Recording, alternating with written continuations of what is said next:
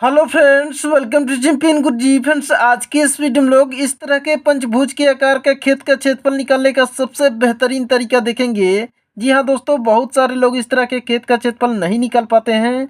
तो दोस्तों कोई बात नहीं, आप इस वीडियो को केवल एक बार ध्यान से अंत तक देख लीजिए। आज के बाद इस तरह के खेत का क्षेत्रफल आप बहुत ही आसान तरीका से निकाल पाएंगे। तो दोस्तों आप जल्दी से वीडियो को लाइक कर दीजिए और ध्यान से सीखते रहिए। तो दोस्तों इस खेत का क्षेत्रफल निकालने के लिए सबसे पहले आपको क्या करना पड़ेगा, तो आपको इस बिंदु से इस बिंदु को मिलाना पड़ेगा। ऐसा करने से यह पूरा खेत जो है आपका दो भागों में बट जाएगा। तो चलिए सबसे पहले इस बिंदु से इस बिंदु को मिला देते हैं। तो देखिए यहाँ से क्या करना है, तो इस तरीके से इसको मिला देना है। ठीक है, देखिए इस तरह से मिला दिए। तो देखिए अब यह पूरा का पूरा खेत का जो है दो भागों में बट गया है। यह पहला भाग देखिए यहाँ पर यह त्रिभुज के आकार का है और दूसरा भाग देखिए यह वर्ग के आकार का लग रहा है। ठीक है, तो चलिए इसको हम पहला भाग मान लेते हैं, इसको पहला भाग, और इसको हम दूसरा भाग मान लेते हैं। ठीक है, अब देखिए यहाँ पर आपको ध्यान रखना है, जैसे यहाँ पर देख रहे होंगे यह 40 फीट का है, तो इसके सामने की जो भुजा है देख रहे होंगे बराबर ही दिख रहा है, यानी यह भुजा 40 फीट का है तो यह भी 40 फीट का ही होगा। तो चलिए यहाँ पर लिख देते हैं कितना, तो 40 फीट।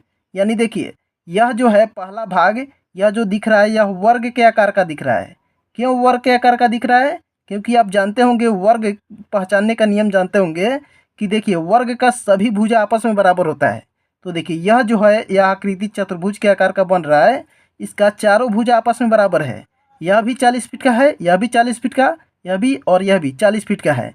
तो सभी भुजा आपस में बराबर है, तो यह वर्ग के आकार का है। ठीक है, तो चलिए सबसे पहले इस खेत का क्षेत्रफल निकालते हैं, यानी पहले भाग का क्षेत्रफल निकालते हैं। ठीक है, तो देखिए यहाँ पर फर्स्ट भाग का क्षेत्रफल निकालने के लिए क्या करेंगे, तो यहाँ पर देखिए यह वर्ग के आकार का है, तो हम क्या करेंगे, तो वर्ग के क्षेत्रफल का फॉर्मूला लगा लेंगे।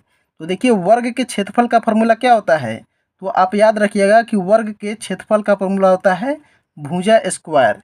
भुजा का स्क्वायर कर देना है, यानी जो भुजा बराबर है, जो आपस में बराबर है, एक भुजा जितना का होगा ना उसका स्क्वायर कर देना है। तो एक भुजा इसका 40 फीट का है, तो यहाँ पर क्या करेंगे, तो 40 लिखेंगे और इसका स्क्वायर कर देंगे। ठीक है, तो देखिए स्क्वायर करेंगे तो यहाँ पर क्या आ जाएगा, तो 4 का स्क्वायर करेंगे तो 16 आ जाएगा, और 0 का स्क्वायर करेंगे तो यहाँ पर 2 बार 0 लिखेंगे। ठीक है, और देखिए यह फीट में है, तो यहाँ पर जब क्षेत्रफल निकल कर आता है ना, तो वर्ग फीट में यहाँ पर लिखेंगे। किस में लिखेंगे, तो वर्ग फीट में। क्षेत्रफल को हमेशा वर्ग फीट में इस तरह से लिखा जाता है। ठीक है, तो देखिए पहले भाग का क्षेत्रफल आपका कितना निकल कर आ गया, तो 1600 वर्ग फीट निकल कर आ गया। ठीक है, अभी यह केवल पहले भाग का क्षेत्रफल निकला है, हमको अभी दूसरे भाग का भी क्षेत्रफल निकालना पड़ेगा, और पूरे खेत का क्षेत्रफल निकालने के लिए दोनों भाग के क्षेत्रफल को जोड़ देना पड़ेगा। ठीक है, तो चलिए यहाँ पर सेकेंड भाग का क्षेत्रफल निकालते हैं। यहाँ पर सेकेंड भाग का क्षेत्रफल निकालने के लिए क्या करेंगे, तो देखिए यहाँ पर देखिए यह भुजा, यह त्रिभुज का भुजा क्या है, तो यह 40 फीट का है, यह भी 40 फीट का और यह भी 40 फीट का, यानी तीनों आपस में बराबर है। तो आप जानते होंगे कि जिस त्रिभुज के तीनों भुजा आपस में बराबर होते हैं उसे किसे कहते हैं, तो उसे समबाहु त्रिभुज कहते हैं। यानी यह समबाहु त्रिभुज बन रहा है, तो आप क्या करेंगे इसका क्षेत्रफल निकालने के लिए, तो समबाहु त्रिभुज के क्षेत्रफल का फॉर्मूला लगा देंगे। तो समबाहु त्रिभुज के क्षेत्रफल का फॉर्मूला आपको याद होगा, नहीं याद है तो जान लीजिए, √3/4 और गुने भुजा स्क्वायर होता है। ठीक है, इस फार्मूला को आप याद रखिएगा। ठीक है, तो इसी फार्मूला को यहाँ पर लगा देंगे। तो देखिए √3/4 के जगह पर √3/4 लिख देंगे, और गुना भुजा स्क्वायर है, तो इसका एक भुजा, इस त्रिभुज का एक भुजा कितना है, तो 40 फीट का है। यहाँ पर 40 रख देंगे, और 40 का 40 गुने 40 कर देंगे, क्योंकि ये स्क्वायर है तो 2 बार गुना करना है। तो देखिए यहाँ पर कट जाएगा, इस 4 से यह 40 10 बार में कट जाएगा, तो यहाँ पर क्या बच जाएगा, तो देखिए 40 और 10 इसको गुना कर लेंगे, तो 40 में 10 से गुना करेंगे तो 400 आ जाएगा, और गुना √3 आ जाएगा। ठीक है, अब देखिए यहाँ पर √3 का मान आप जानते होंगे, √3 का वैल्यू कितना होता है, तो सबसे पहले तो इस 400 का 400 लिख दीजिए, और गुना √3 का मान होता है 1.732।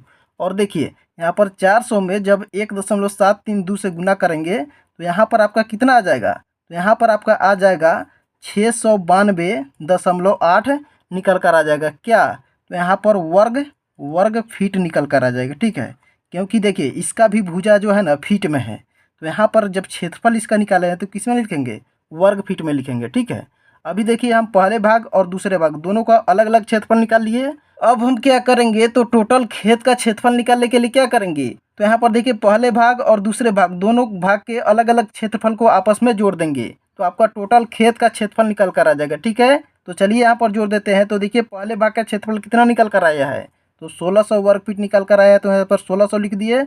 अब देखिए दूसरे भाग का क्षेत्रफल यहाँ पर 692.8 वर्ग फीट निकल कर आया है, तो यहाँ पर लिख देते हैं 692.8 लिख दिए। अब इसको जोड़ देते हैं, तो देखिए यहाँ पर दशमलव के सामने दशमलव लगा देंगे और यहाँ पर बाद में कोई भी अंक नहीं है तो यहाँ पर जीरो लगा देंगे। ठीक है, अब इसको जोड़ेंगे तो 8 का 8, 2 का 2, 9 का 9, 6 6 12 का 2, हासिल का 1 और 1 जोड़ेंगे तो यहाँ पर 2 आ जाएगा। ठीक है, और दशमलव के सामने दशमलव लगा देंगे और यहाँ पर क्या लिखेंगे, तो वर्ग फीट लिखेंगे। ठीक है, यहाँ पर वर्ग फीट में लिखेंगे क्योंकि इसका जो भुजा है, इस खेत के क्षेत्रफल का जो भुजा है वो फीट में है, तो यहाँ पर जो क्षेत्रफल निकल कर आ जाएगा वर्ग फीट में निकल कर आ जाएगा। ठीक है, तो इस तरह से आपका इस पंचभुज के आकार का टोटल खेत का क्षेत्रफल कितना निकल कर आ गया है, तो यहाँ पर 2292.8 वर्ग फीट निकल कर आ गया। ठीक है, तो दोस्तों इस तरह से आप इस तरह के खेत का क्षेत्रफल बहुत ही आसान तरीका से निकाल सकते हैं। तो दोस्तों वीडियो अच्छा लगा है तो वीडियो को लाइक कर दीजिए, चैनल पर नए तो चैनल को सब्सक्राइब कर लीजिए ताकि ऐसी वीडियो आपको रेगुलर मिलती रहे।